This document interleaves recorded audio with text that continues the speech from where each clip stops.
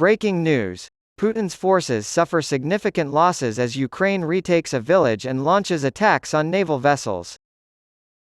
Ukrainian forces have retaken another village, which they say is key to success in all further directions, in their counter-offensive against Vladimir Putin's forces. According to the Ukrainian military's general staff, Russian forces suffered significant losses during the conflict. Kyiv's forces are fighting to retake several regions of southern and eastern Ukraine that are currently controlled by Moscow. Located in eastern Donetsk, the village of Andriivka is about 6 miles (10 kilometers) south of the town of Bakhmut, which is currently occupied by Russia. Russia has occupied the Ukrainian city of Bakhmut after some of the bloodiest fighting of Moscow's 18-month invasion, making it one of Ukraine's top priorities. Even though progress is slow, Britain's top military officer has stated that Ukraine has taken the initiative over Russia.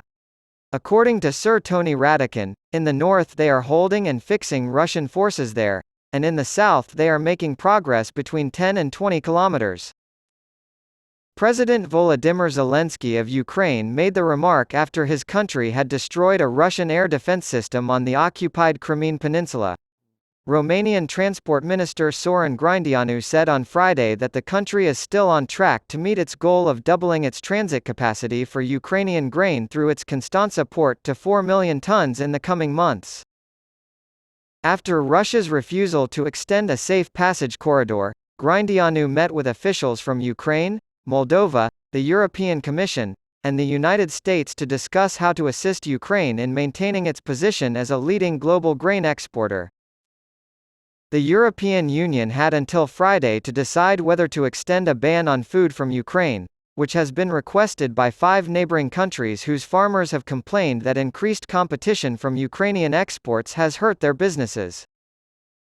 Grain and other food from the Ukraine can still travel through Poland, Slovakia, Hungary, Romania, and Bulgaria. According to the 5 EU members, a glut of food imported from Ukraine has caused prices to drop and local farmers' incomes to suffer. Because of this, European solidarity in aiding Ukraine in its fight against Russia's invasion has been weakened. According to state news agency TASS, the Russian Defense Ministry announced on Friday that Russian forces had destroyed 2 Ukrainian naval drones in the southwestern part of the Black Sea. Earlier, the ministry claimed that a Russian warship was responsible for the destruction of a naval drone.